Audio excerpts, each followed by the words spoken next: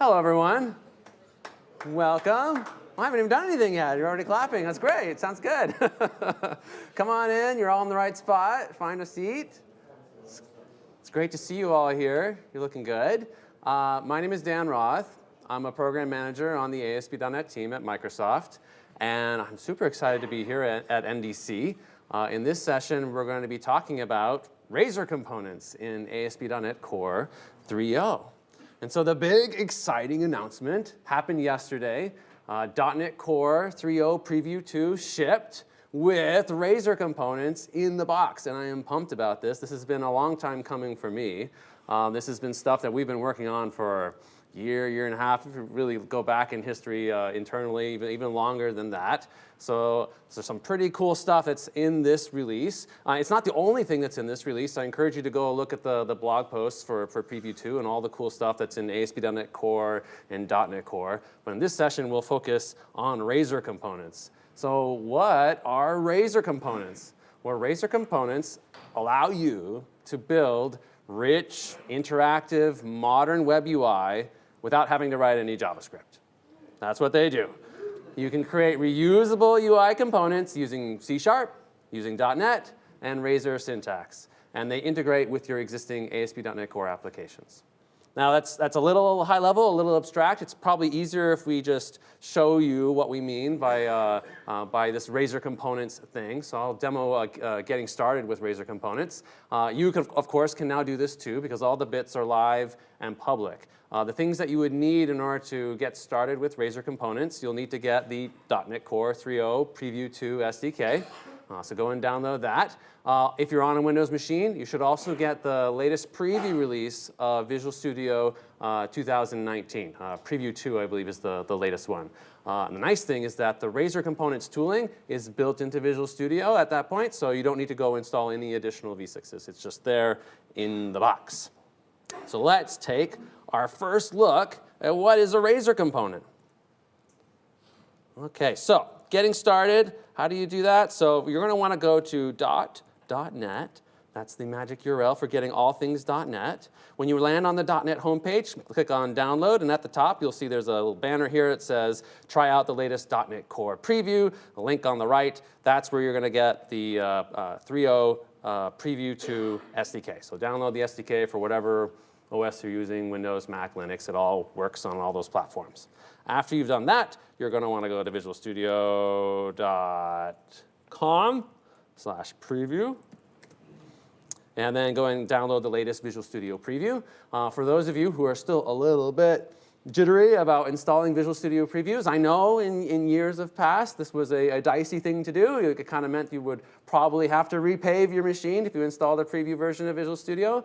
Honestly, the installation technology with Visual Studio has gotten really good. The side-by-side installations work really well. I currently, let me get my Visual Studio installer UI up. I have 3 versions of Visual Studio installed side by side right now. I have 2017. I have the preview release, the public preview of 2019. I've got some crazy internal build of like the preview 3 version of 2019. And it works really, really well. I've been able to uninstall and install them very cleanly. Works great. So I encourage you to do so. I typically install just the web workload and the .NET Core workload, because that's the stuff that I normally work with. All right, so once you've got that, you'll have 2019, and you should be ready to go to create your first Razor Components app. So I'm going to select in the new project dialog, this is the new UI in 2019. I want to create an ASP.NET Core web application. All right, Razor Components is under that umbrella. What should we call this? Let's call it Razor Components Demo. I think I haven't used that name yet. All right, and so in the new ASP.NET Core dialog, you can see we've got a bunch of templates here. Make sure that you've selected 3.0 at the top. That will show up after you've installed the 3.0 SDK. And there is a Razor Components template now. I'm going to select that and go ahead and create it. Cool. All right, once this is created, this is, you notice it's a solution. It has a server-side project, and then the actual app that contains my UI. We'll let the packages make sure they shake out. Oh, I didn't actually. Yeah, I've got network because I was able to get to the .NET website, so that's good. All right, so the restore is completed. Let's go ahead and run it and see what this application can do.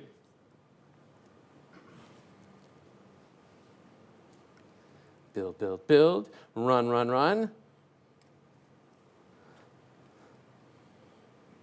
This is where people usually tell me, Dan, you need a new laptop, man. And I say, yeah, my boss is here. You should go tell him. All right, so this is a simple sort of SPA-style application. It's got tabs on the left. You can click on and see various pages. It also does routing on the client, so you can click back and forth. There's a page with just some static content. There's a counter that you can click on a button and it updates the count. There's no page refresh happening there. That's something that normally you'd have to write some JavaScript in order to accomplish, but there was no JavaScript used to write this application. It didn't have to write any. There's also this third page, which here it's actually getting a bunch of weather forecast data on the server and using that to then render this table of weather forecast information. All right, so how did this all work? How do you write this? Let's look at those pages. If we go look at counter, here's the implementation of the counter page or counter component. There is a @page directive at the top that says that this particular Razor component is routable. You can browse to /counter and you'll get this component. There's some just normal HTML markup, and then we use Razor syntax in order to get values and render them to the page.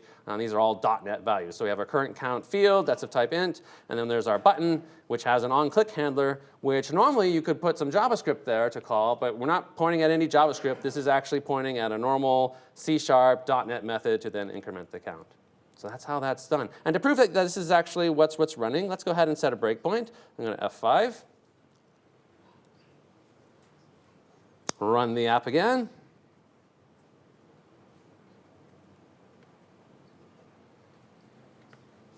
Let that come up. And then see if we can get that breakpoint to hit. There it goes. OK, so go to counter. Let's click the count, and voila. So then we're hitting our C# code, even though there's no page refresh happening there. OK? So that's part of the beauty of Razor components. First of all, no JavaScript, but you get that rich interactive feel. What else can we do? So these are components. That means that they are reusable pieces of UI. So let's see if we can reuse some of our components. We've got at least 3 of them here. We have a counter component, a fetch data component, and an index component, all written as Razor files. Let's go into the index page. I'm going to stop the debugger. Let's get out of the debugger. And then let's go ahead and try and reuse one of our components. Let's try and put a counter component right here on the home page. Rerun. So now I would expect that I would not only have a counter page, but I also see the counter component show up on the home page, and I do. And these are independent things. I can click the counter there, I can click the counter here. Heck, let's put another component. Let's put a fetch data component right here on the main page. So you use Razor components using normal HTML element and attribute syntax. Let's rerun that again. All right, so now we've got a whole weather forecast component on the same page as our counter. So these are reusable, composable pieces of UI. And of course, all the normal Razor syntax stuff applies. Like if we wanted a whole bunch of counters, like we could do for I equals 0, while I is less. Let's put like 5 of them on here. I plus plus, and then put this in a little loop. And now we've got more counters than, and I got to put, make sure I know my C#. There we go. And I did that backwards, but who cares? I think it still works, right? Doesn't it work on the other side? I think at least does the opposite, returns the value. Should I just cancel it? Okay. And let's try to do that again with the right way.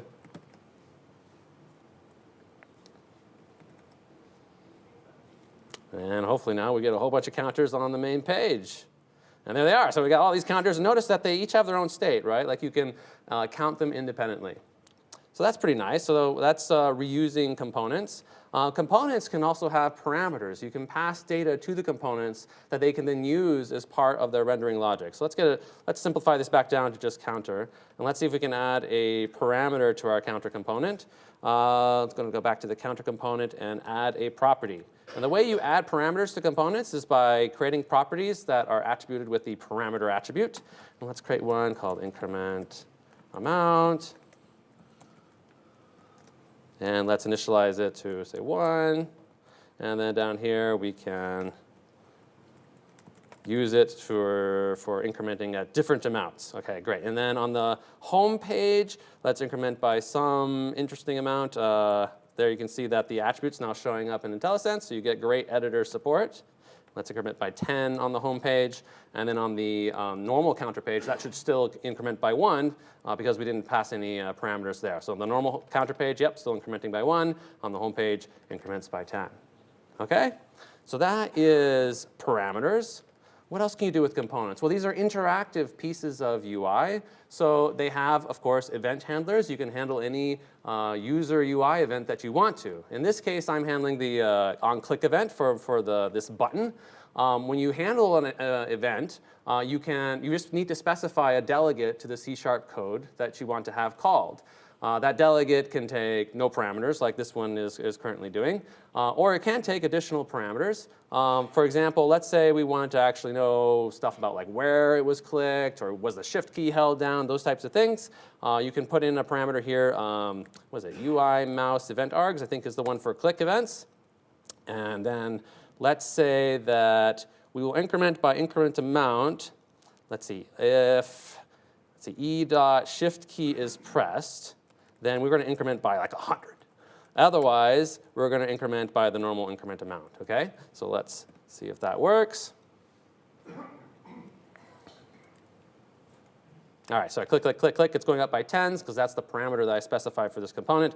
If I hold down the shift key while I'm clicking, clicking, clicking, now it's going up by 100. So you can get all the information about the what happened actually with that event. If you don't, this is the method group way of specifying an event handler. If you prefer instead to use Lambda syntax, that's cool too. Like if you want to do something like this, where you just say current count plus equals increment count amount. That's totally fine. That should work exactly the same way. Just to prove that this guy's not even getting called, we'll comment that out and see if we go back to the other behavior. And yeah, and shift key doesn't do anything at this point. Yeah, so you can use Lambda syntax or method groups. Event handlers can also be async. So if you have async logic that you want to put in your events, that's totally cool. You can do that as well. Now, I actually prefer the method group syntax, so I'm going to go back to that. So increment amount, and we get nice IntelliSense for your method groups. And select that, and we're good. Okay, so that's event handling. What about now data binding? Like if you have data that the user is typing into, like say an input, and you want to capture that in the .NET world, how do you do that? That's supposed to be increment count, not increment amount. That's why I was complaining. All right, great. So what I'm going to do now, let's add another page to this application, and we'll do the the simple to-do list demo, just so we can see how data binding works. And let's rename this file to to-do. So I'm just creating another component. We'll erase all the stuff that was in there. And so we want this to be a page. So this is a component that's routable. So we're going to add that page directive again at the top. And we'll say that request to /to-do should end up at this page. And then let's just add a header here. And now some of this, if you have been following along with some of the stuff that we've been doing with components in the ASP.NET team, some of this may seem very familiar, and that's okay. Like that's very deliberate. So if you've seen this before, just hold on. We will get there about why we're doing this, and that's all right. Don't worry about that. Everything is fine here. These are preview bits, so there are some issues, but. Okay, so currently there's no tab showing up because we haven't added our to-do page to the layout. But I should now be able to go to just /to-do, and voila, there's the to-do page that I just started to set up. Now, I want this component to have some state. We want to manage a list of to-do items. I just get to write C# code, so let's add a class here. To-do item, and let's do public class. And add a couple of properties. Let's add a string title, and a Boolean is done. Okay, and then list of to-do item. I think that's because the editor had a little issue, so we'll give it a second to repent. All right, there we go. To-do item. And then a new list of to-do items. Great. So that'll be the state of our component. It'll be managing a list of to-dos. So we need to render those to-dos to the screen. So I'm going to create an unordered list and just use normal Razor syntax. So for each var to-do in to-dos, we'll create just a list item here, and we'll render the current to-do title. Okay, so there's the IntelliSense showing up there. Looks great. All right, now we don't have any to-dos yet, so this won't actually do anything. We need a way to add some to-dos, and that's where data binding comes in. So let's go ahead and add an input down here at the bottom, and we'll give it a little placeholder, do something. Okay, and we want to bind the value of this input to something in C# land. So I'm going to create a little string, new to-do, and I'm going to bind to new to-do. You see that? Okay, so what does that do? Well, bind is going to do two things. It'll listen to the onChange event for the input, and when the onChange event happens, it will set the value of whatever you bound to the current value of the input. And also, when the input is rendered, bind will take care of rendering the value for that input as the thing that you bound to, as the new to-do string. So it's a two-way bind. All right, and then we just need something to say that we're done with adding something. So let's add a button. Let's call it add. And we need to add an event handler for that. So let's add a add to-do event.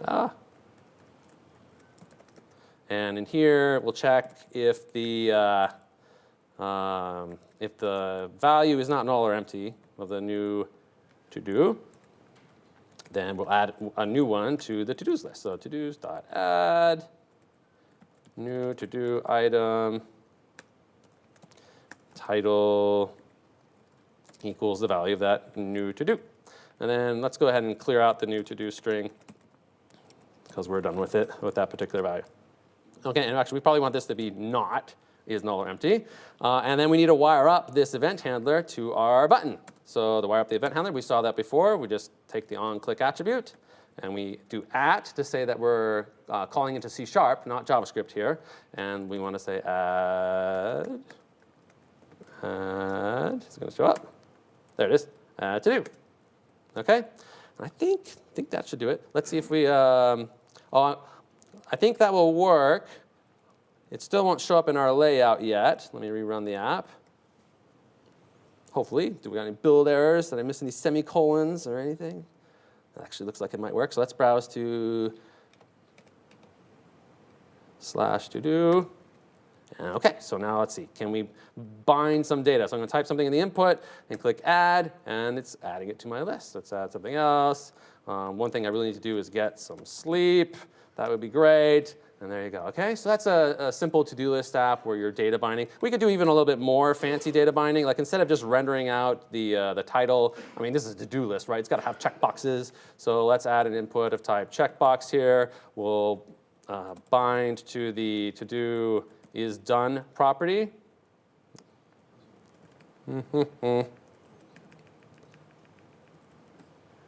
Typing at an angle is kind of an interesting exercise. And then we'll create a text box. We'll also be able to bind to the title in case we want to edit it.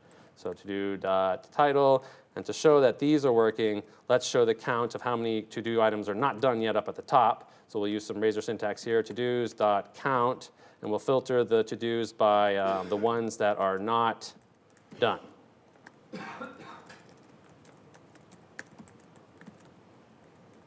And in parentheses. Okay? And let's see if that worked.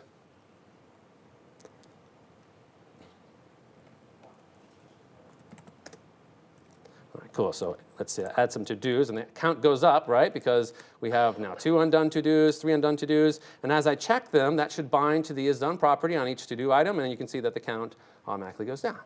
So those are Razor Components data binding in action. Now we're not showing up in our layout yet. That's kind of dissatisfying. How can we fix that? Well, Razor Components also support layouts. Layouts in Razor Components are also components. So the way you define a layout is using a special kind of component called a layout component. And there is one in this app that defines that, like left bar and all this nice stuff. If we look in the shared folder, there's this main layout component. It is itself also a component. The thing that's special about it is it derives from this layout component base. And what that gives is it gives it this body property, which basically captures the inside of the component. Wherever that layout gets applied, the content of the thing that it got applied to is then renderable using that body property. So this is saying, you know, render a nav menu thing. It looks like that's another component. And then also render the main page with some styling using Bootstrap, and then put the main content here. That's how layouts work in Razor components. How do you apply that layout then to your components? Well, you use a new directive. That's this @layout directive. So here I'm saying I want to use the main layout. In this particular case, that's being specified in a view imports file. So it gets applied to all of the components that are hierarchically down that particular path. Okay? So we need to then modify our layout to add that to-do page to our application. Now, it looks like that sidebar is actually defined in this separate component, this nav menu. Let's go look at that. Oh, okay, so there's a little bit of code here, but it's pretty straightforward. It's basically just an unordered list of list items that you have these navlink things in there. Those are essentially anchor tags that change their styling depending on whether the current address matches the link for that anchor tag. So we just need to add one more of these to make our to-do page show up. So let's add one. Let's put the href as /todo. That was the address that we set up in the page directive. And then over here, let's make some friendly text that will be just to-do. All right, and so now if we run this,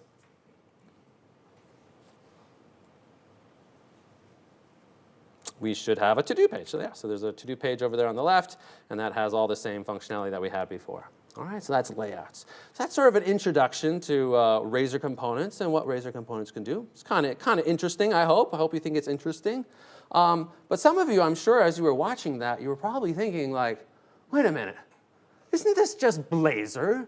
Like, I'm sure some of you have heard about Blazor before. If you haven't, Blazor is this experimental project that we've been working on the ASP.NET team to try and get .NET to run directly in the browser on top of WebAssembly. If you don't know what WebAssembly is this new open standard that was defined by the W3C community group. And it's basically a low-level bytecode for the web.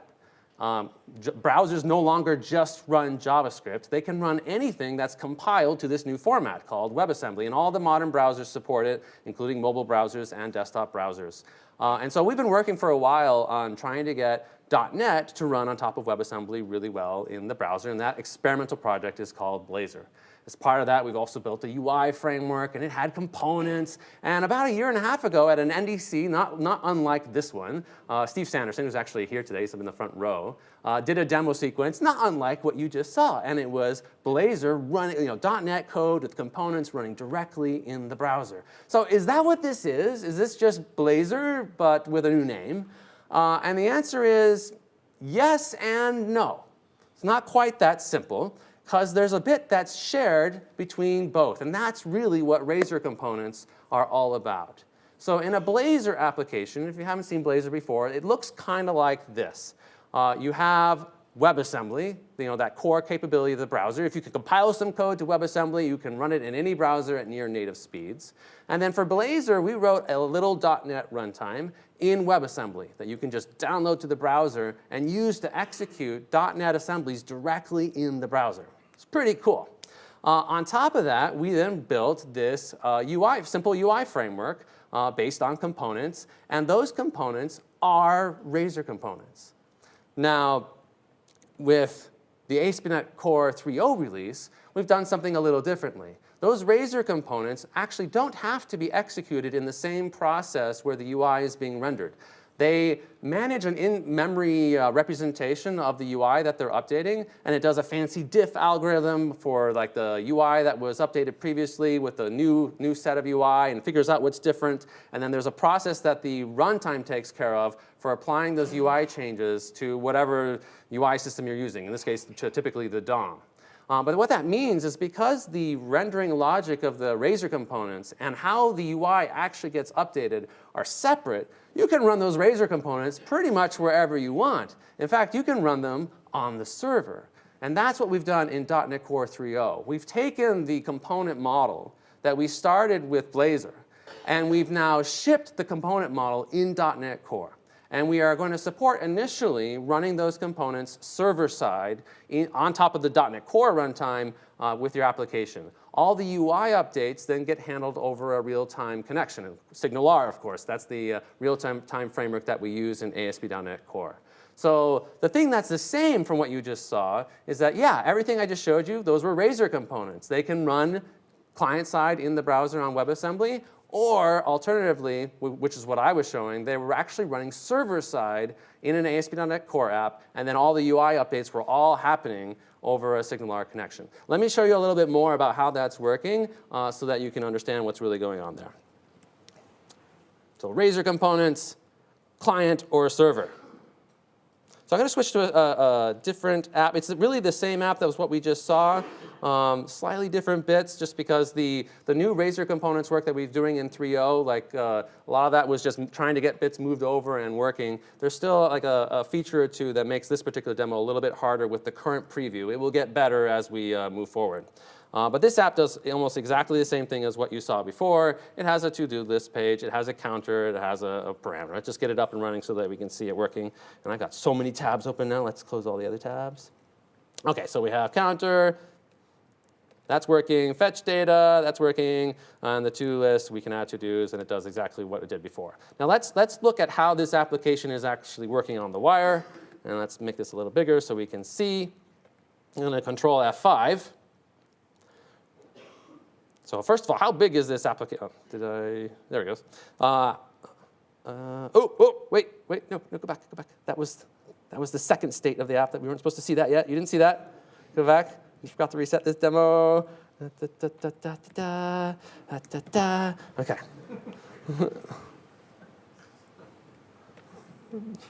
Okay. All right, let's refresh this again. All right, great. That looks much better. I was like, why is it taking so long to load? So first thing, yeah, well, it's actually interesting. Like, as I hit F5, that this app actually loads pretty fast. It's not downloading very much into the browser to get all that functionality. If we look down in the left-hand corner, this app is about 100 kilobytes, and that includes Bootstrap and all the other stuff that it's using to make the UI look pretty.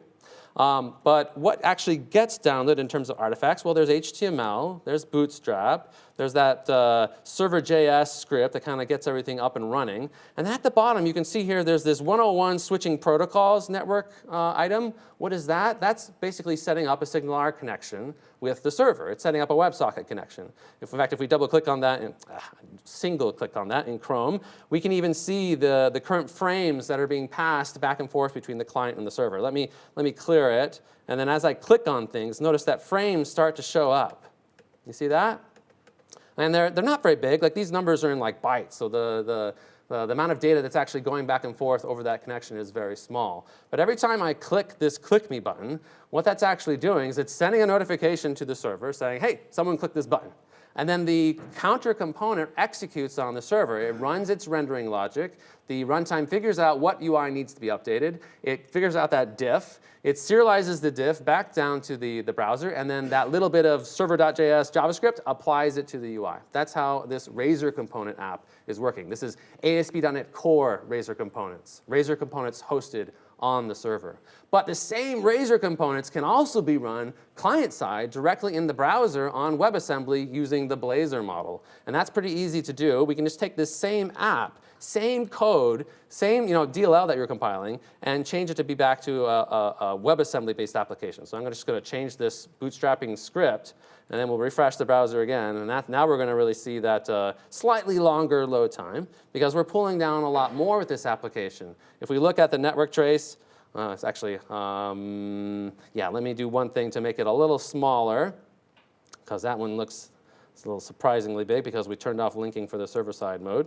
I'm going to edit this, and let's turn this back on to true. And I think that should be fine. And we'll be able to build and rerun it again. So that one property, what that's going to do is when the application gets built, the built assemblies are going to be run through an IL linker to strip out all the unused IL. Because in the client-side model, your DLL actually goes down to the browser. So let's see. First of all, let's make sure it's working still. Yep, looks like it's still working. We've got a fetch data page. And now if we look at the network after refreshing,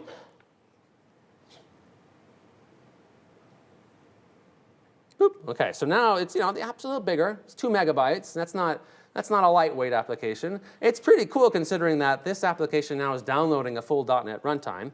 Yeah, that's what you get now. But the nice thing about this application is it's running fully client-side in the browser. It doesn't actually require any .NET on the server at all. This app could run offline. It could be a PWA. And you can leverage the browser for compute and for resources and all the functionality that the browser can do. So same Razor components running client-side in the browser on WebAssembly, which is what we're seeing here. Like you're seeing DLLs in the browser. Or running server-side in ASP.NET Core. Now, for those of you who may not believe that this is actually .NET code running in the browser, we can do one other thing. And this demo is always a little bit dicey because the debugging support for client-side Blazor apps is a work in progress, shall we say. But there is a way to do it. So if you go into the console, you can see there's this debugging hotkey. Shift-Alt-D. That's a special gesture in a client-side Blazor app to say, I would like to try and debug this app in the browser. Now, the way that works, it works through the V8 debugging protocol. We actually set up a little debugging server in between Chrome and the Chrome dev tools that augments the protocol with .NET-specific content. Okay, so if I do Shift-Alt-D, so in order to make that work, Chrome actually needs to be running in remote debugging mode. The app will detect like, oh, hold on, you're not actually running in that mode yet. Here's how you do it. So I'm going to copy the command that it's telling me to do. I'm going to close down all of the Chrome instances. And then let's just run the command that it told me to run. That will start Chrome in remote debugging mode for the same application. And then let's do that again, Shift-Alt-D. Hopefully now we'll be able to connect to our little debugging proxy, which is able to connect to Chrome. So let's pull this out into a separate window, like so. And you'll see over here in the Chrome tool, it's kind of small, but there's a DLL showing up in the Chrome debugging tools, along with all my CS/HTML for all my components. If I go to the counter page, and then let's open up counter CS/HTML, I can actually see the code. And then I'm going to set a breakpoint right here on the increment count method. You see that? And then as I click, boop, we just hit a breakpoint in C# code running directly in the browser on WebAssembly. So that's pretty cool. So it is, in fact, running client-side in the browser, and it's the same Razor component model, server or client. And let's just let this continue on through. I think it's, what is it, F8? Yeah, there it goes. All right, awesome. So that was switching between client and server. OK, so when would you use Razor components, particularly on the server? Like when would you do that? When is this model compelling? What are its benefits and its drawbacks? So the things that are actually really nice about Razor components on the server, besides the fact that you just can write C# code and get that rich interactive feel, well, one of the benefits is that the client is very thin. Like you're only downloading that JavaScript code that's provided for you that sets up the SignalR connection, sends the UI events up to the server, and applies any UI diffs that get sent back. So it's a very thin client. The app reloads really fast. You don't need a lot of functionality in the browser in order to get that to run. You don't need a browser, for example, that supports WebAssembly. You could do this in older browsers. You could do this in browsers or on devices that maybe don't have a great internet connection. And so doing that initial download to have the app start up when you're doing Blazor is less desirable. So it's a much thinner client. It runs on .NET Core on the server, so you have the full .NET runtime. You can use all of your libraries and existing assemblies. You get all the functionality of that runtime. You saw that I was able to just set breakpoints in VS and hit those directly in my .NET code. That's because it's just normal .NET. Also, it's a bit of a simpler architecture. Because your components are actually running server-side, then you don't have to do like a hop through a web API layer in order to get to some functionality on the back end. You're already there. So if you wanted to like go make a call to your database or do server-side specific stuff, you can do that. And we found that actually appeals to quite a few devs who have looked at this model, particularly folks who are concerned about not wanting their code to leave the server. I mean, with a Blazor app, your DLLs actually go down into the browser, and anyone can grab them and disassemble them and see what's inside. With the Razor components model on the server, all your code stays on the server, and no one can then see it. The downsides of this model are, of course, well, there's no offline support. The UI works by having that live connection. So if you need an offline app, then this probably isn't the model for you. You're not going to be implementing a PWA using Razor Components server-side. Also, there is a latency concern because you're doing all the UI interactions over a real-time connection. For apps where your data center is really close and you have a really good solid pipe, that probably isn't a concern at all.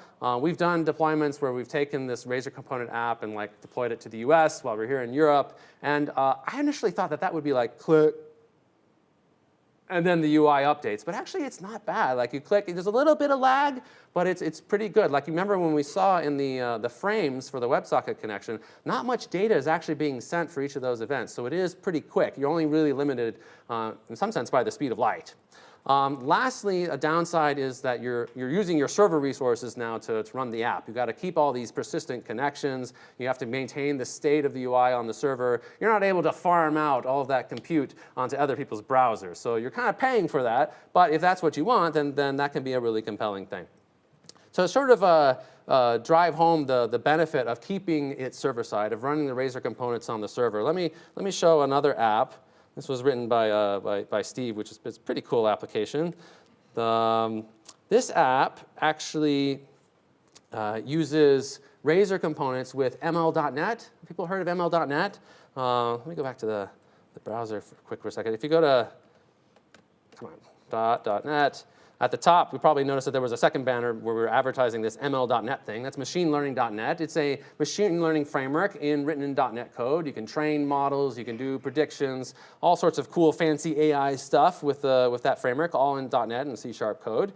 So the scenario here, at least as Steve explained it to me, was he figured out that when you have comments on like your company's website, or on your product, it's generally better for business if those comments are positive or good.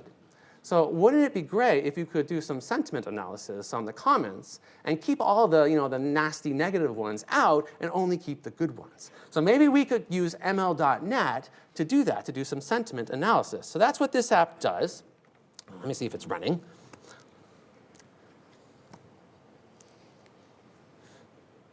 OK, so we have same app as before, but now we've got this review page. OK, cool. So I want to be able to type in some text here and have some sentiment analysis happen. And then we're going to move that slider back and forth depending on how positive or negative it is. And this is going to be used using a trained model. But that model that's proprietary. That's my IP. Like I don't want that like bleeding down to the browser for anyone to grab and then reuse, and then I lose my competitive advantage. I like to keep it on the server. So this would be great. We can just use Razor components on the server. We can run the ML.NET code there, and it never makes it down to the browser. We can see that in the code. If we look at this application, let's look at its pages. It has this review page that we just were looking at. And let's see what it does. It has this update score method, and it calls this sentiment class and asks it to predict. That class is implemented over here. And where's that predict method? There it is down at the bottom. And here we're actually loading up a real ML.NET model. That's this sentiment.zip file, and using it to calculate how good or how positive or negative was this text. If it's 0, that's like the dredges of human despair. Like you're just horrible, absolute negativity. Where if it's 1, complete human ecstasy. So let's see if this works.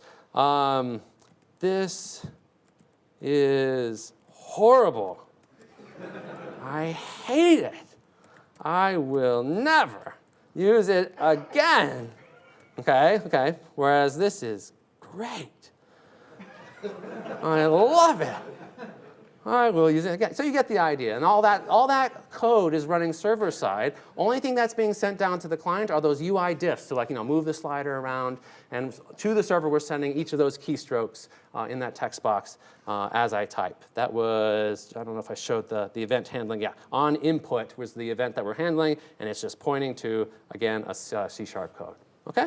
So that's the benefit of keeping it server side. How are we doing for time? How are we doing? OK, great. So another thing that's cool about Razor components is that they're reusable, and you can build them into class libraries. And because a Razor component, that CSHTML file, what happens when you do a build is it just gets turned into a normal .NET class. It's just a class that gets built into an assembly and then run either on the server or downloaded into the browser in the case of Blazor and run on the client. So you can take those class libraries and just ship them as NuGet packages, as reusable component libraries. And then when you're building your application, you can reuse component libraries that are being built and shared by the community. I have another app here that has a component library. Let me pull it up. I think it's this one. All right, so this application, again, written by my friend Steve Sanderson. So the wonderful thing about PM is that you get to work with devs, and they write all the cool stuff, and then you just get to show it. It's a great job. It's awesome. So Steve wrote this, this component library for material design. People familiar with material design? It's a design paradigm for web applications or UI. I believe it's from some other company that shall not be named. But it's still, it's a cool stuff, you know, styling and things. So, oh, no, this is not the round. Where is it? Did I Reusable Components demo? That's not it. That's not it. That was the app I just did. Demos. Oh, that's not confusing at all. I had one project named Demo and one project named Demos. OK, that was the one we were just messing around with.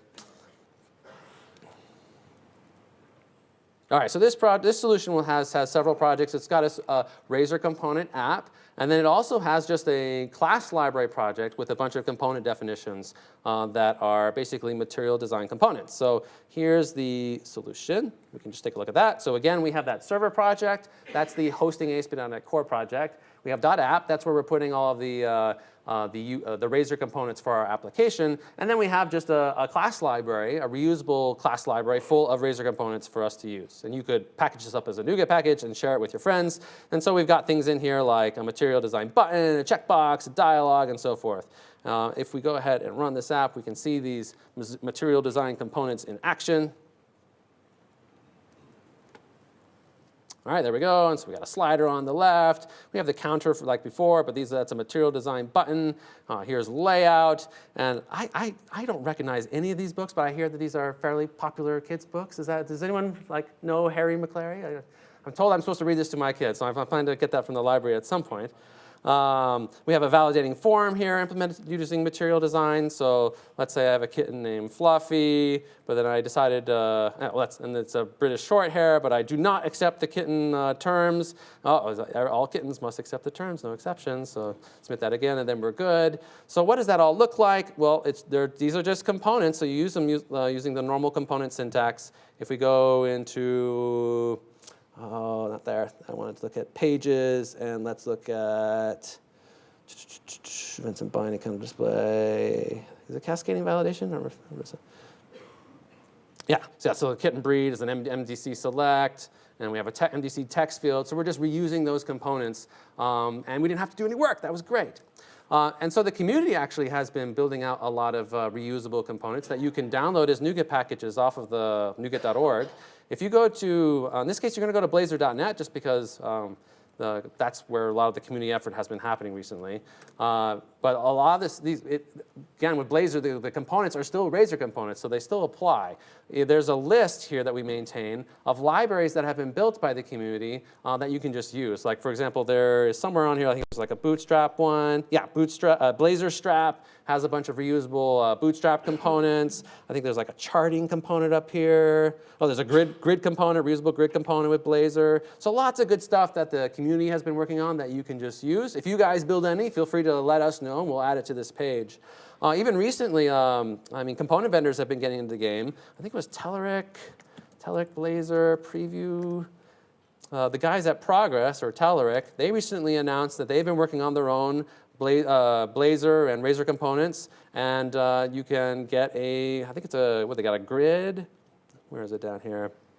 I think they have a grid and a tab view. Yeah, so there's a Kendo grid, all written in with C# code and .NET running in the browser or server side and in Razor components. They have a tab view here as well. So that's the beauty of the composability and reusability. You can then build components and then use them in your application. Now, there's a couple things in this particular app that are kind of interesting that I thought I would show. There's some features of Razor components that I didn't show earlier. Let's look over here first at this JS Interop page. So from your Razor components that are running on the server, if you need to or want to, you can actually call down into JavaScript that's executing in the browser. So let's say as part of your UI, you want to call some browser API, or maybe you have a JavaScript library that, for better or worse, you implemented a while back and you've got to use it, or there's one from the ecosystem that you need to or want to reuse. You can load that script in the browser and have your Razor component call into it basically as if it was written in C#. Okay? So let me show you what that looks like. So when I click this call prompt button, notice that that's actually popping up a JavaScript native prompt in the browser. Tell us about your childhood. It was great. And if I click OK, then there's like just popping up the local time in a dialog. Again, a JavaScript call. How is that done? If we go back to the demos app, and let's look at the JavaScript Interop page. So in Razor component applications, and also Blazor apps, you can get this IJS runtime abstraction. And that's a service that you can use to then call into JavaScript. Now notice it's being injected into this component. Components can have services injected into them through DI. Those services typically get configured in your startup class, just like they would in an ASP.NET Core application. So here in startup, this app is adding its own services. The IJS runtime is one that we provide for you. All right, so once you have that service, then you can use it to invoke async. The generic parameter is the type of the return value that you want to get back from the JavaScript world. And then the first thing you pass is which function do you want to call. And this is basically like a dot-separated path relative to the global Windows object in JavaScript land. And then you just pass whatever .NET parameters you want to pass into JavaScript. In this case, it's even taking a .NET object, sort of wrapping it in a reference, handing it off to JavaScript, so that JavaScript code can then call back into .NET. So it can go both ways. You can call into JavaScript and even have JavaScript call you back. That's useful for things like callbacks and events that are happening in the JavaScript world. So let's look at this particular function. I think it's up. I had to move it over here. So in our www root folder, somewhere here, demos, select demos show prompt. There's the JavaScript function that we're calling to show a prompt. And there's some other JavaScript for some other parts of the application. So you can write any JavaScript you want. Anything that you can do in JavaScript, you can do from Razor components. There's one other thing I want to show you. Oh yeah, the other thing I wanted to show here was templated components. So here's an interesting feature with components. If you have a component, but you need to pass it not just like static parameters, but you actually want to pass it like a block of UI to say, when you render yourself, here's how I want you to render this particular part.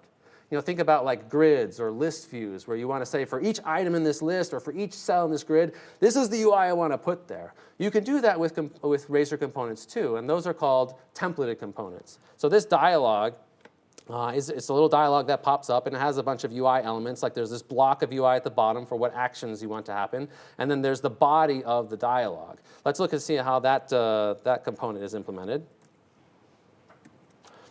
Let's go to, I think it's SuperDialog. It's shared. Yeah, this one.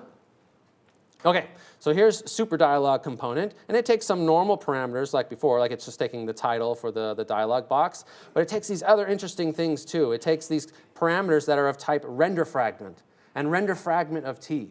That's basically a type that captures that snippet of UI that the component can then use to render wherever it wants on the page. So in this case, it's capturing a parameter for the body content and rendering that in a particular spot. And because it's a render fragment of T, you can even pass some data to the template and have it used to render. And then we have just a normal render fragment without any parameters that we're rendering for the buttons content at the bottom. To see how that is then used, when you call that SuperDialog, here's how we're specifying the body content, and there's that block of UI that we're saying should be rendered into the middle of the dialog. That was this section here. There we go. So, item, and then it's using that parameter to figure out what its name is and whether it's in stock. And then at the bottom, the set of actions, the set of buttons that are at the bottom are again being passed in to the component to say, these are the buttons that I want you to put at the bottom of the UI. So that's templated components. So you can build some pretty high-level advanced components with this model.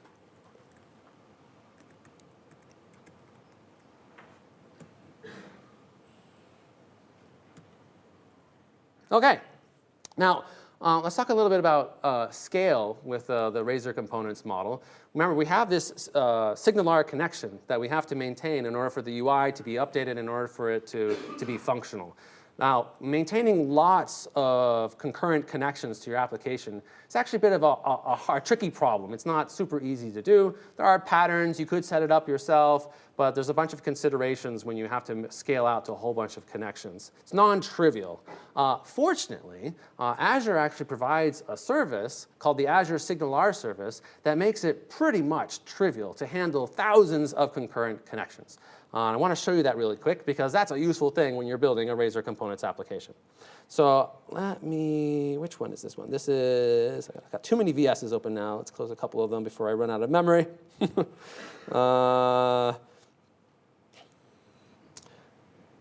We want to do the Azure SignalR Razor Component demo.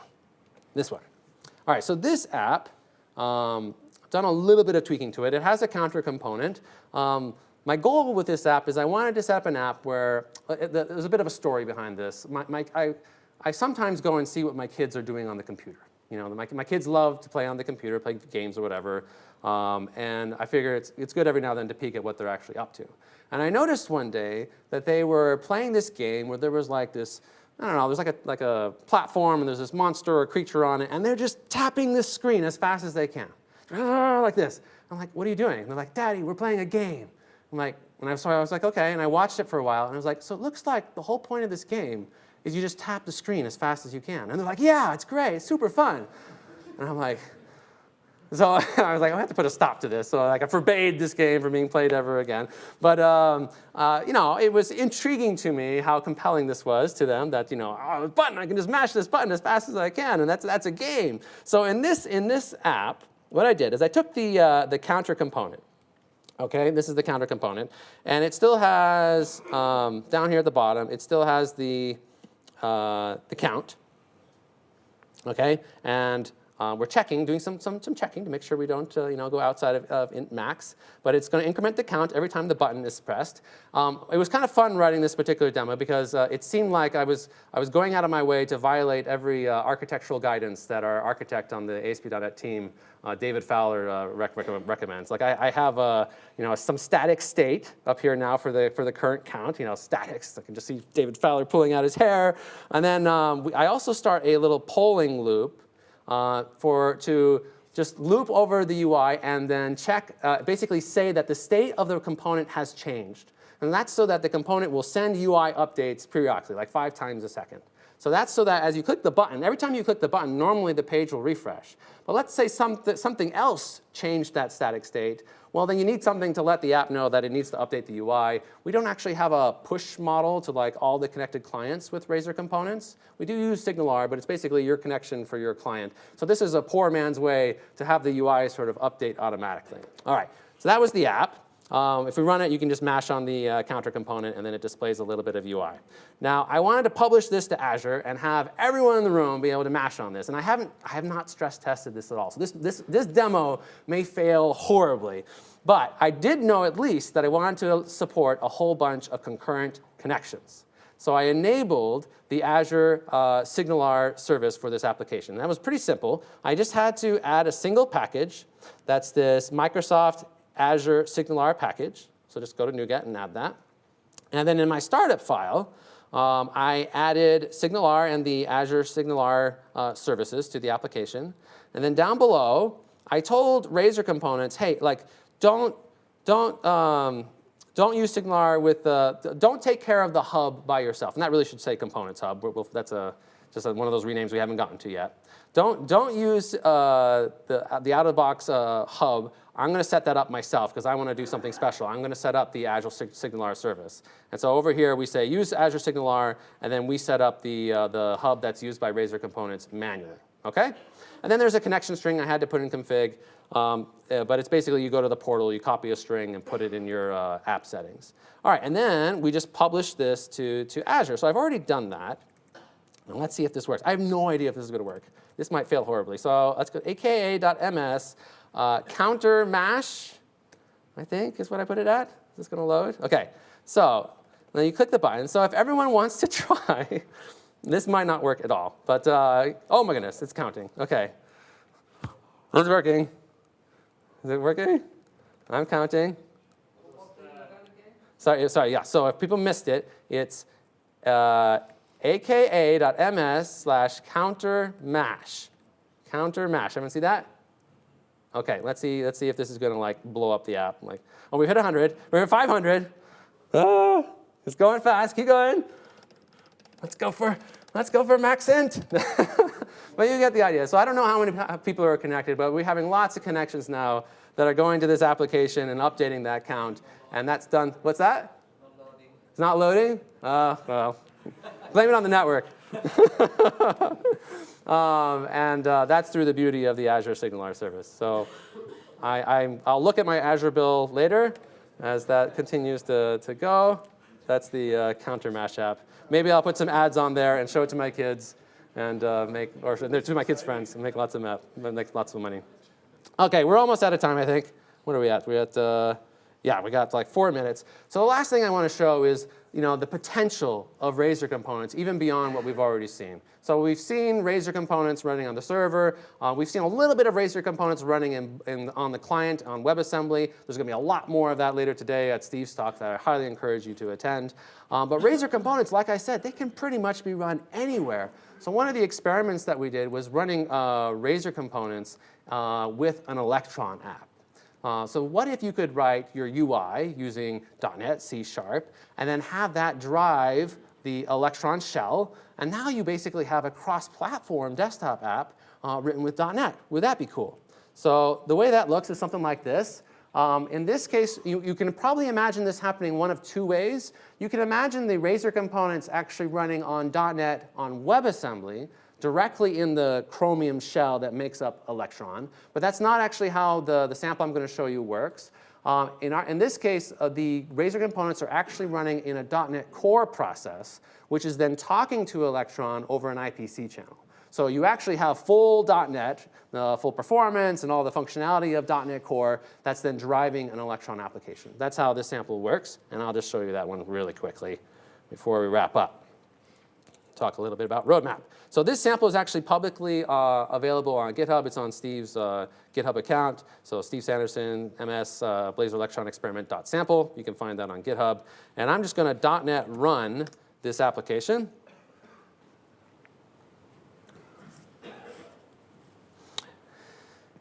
.NET Run, if you're familiar with .NET Core, that's how you start up a .NET Core process, which is what it's doing. And then that .NET Core process is firing off an Electron process, which it sets up an IPC channel with. And there we go. All right, so this now is not a browser. This is an Electron application, but with the same UI that you saw previously. So this application is now a cross-platform desktop app that you could run on Windows, Mac, or Linux using web technologies and .NET. So it just gives you an idea of some of the things that are potentially could come down the road with the Razor Components model. And you're welcome to go download that sample and try it out.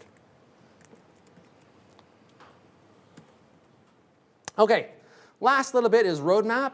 Like, when is all this stuff coming? When can you actually use it? For a long time, the story there was it's experimental. Don't put it in production. I know you're doing it anyway, but don't. You're not supposed to put it in production.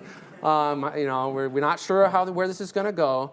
But this story now with Razor Components is different. Razor Components is shipping in .NET Core 3.0. It's already in Preview 2. That's the first preview it showed up with. If you have Preview 1, that's not good enough. You've got to go get Preview 2. And we're going to continue working on it and iterating on the model throughout the .NET Core 3.0 release. When .NET Core 3.0 ships, you have now a stable release of Razor Components that you can use and put in production, and it'll be fully supported. Because the Razor component model is being shared with Blazor, we will ship updates to Blazor with each .NET Core 3.0 update. So we just shipped Preview 2. I think we're shooting for probably early next week to have the next Blazor update. Blazor 0.8 is when we hope to get that out. And then when Preview 3 of .NET Core 3.0 comes out, we'll expect to have another Blazor update. Now, we don't expect actually Blazor to ship with .NET Core 3.0. We expect it to ship sometime later, and that's the part that's still not known. We do intend to ship it. We just don't have a concrete time frame and roadmap for that quite yet. As soon as we do, we will let you know, and I will have a huge party, and it's going to be super exciting. So that's the time frame that we're looking at. When is .NET Core 3.0 going to actually ship? I think we're looking probably in the fall is when that will stabilize. If you've been following that release, the big work item there is that we're bringing desktop support to .NET Core 3.0, support for WinForms and WPF. They're working really hard to try to get all the designers working, and that's a lot of work, so we'll just have to see how long that takes. But it's looking like maybe in the fall is when that will go out. So here's all the stuff that we saw with Razor components. We saw parameters and event handling and data binding and dependency injection, routing. I think we almost got through everything here. I think we didn't see cascading parameters, so there's still more stuff that you can go to the docs and check out if you want to learn more. Make sure you download and install the SDK so you can try it out. You will need the new version of Visual Studio. It doesn't work in 2017. The tooling is built in to 2019. Here's a bunch of additional resources if you want to learn more. All the code is in the main ASP.NET Core repo. That's for both Blazor and Razor components. The docs right now, I'd recommend going to blazor.net. We're right now in the process of moving all the component-specific stuff into the main ASP.NET Core docs. We taught a workshop earlier this week on using Razor components in Blazor, and it's a public GitHub repo that you're welcome to go take a look at. We built a cool pizza store app. If you want to try out the workshop, that's at aka.ms/Blazor workshop. The community page, again, for if you want to get component libraries or JavaScript Interop libraries. And by all means, please join the conversation on Gitter. Now, don't miss Steve's talk in just a little bit later today. I think it's at, 1:40 in room 1? In room 1 is where I think it is. Now, for those of you who don't remember, it was at an NDC just like this that Blazor was born. And it was a complete surprise. Like Steve was pregnant with this Blazor baby, and he didn't tell anybody about it. It was I was talking to Richard Campbell of .NET Rocks, and he said he was there and saw David Fowler, who's architect on our team, when Steve first showed us, and he said that David had to hold in his brain because it was blowing up because he couldn't believe what he was seeing. So who knows what we're going to see in Steve's talk later today? I highly encourage you to go. If he asks you why so many people are there, you can just tell him, well, Steve, we heard that you are expecting to show us something great. And that's all I got for you today. Thank you for being here.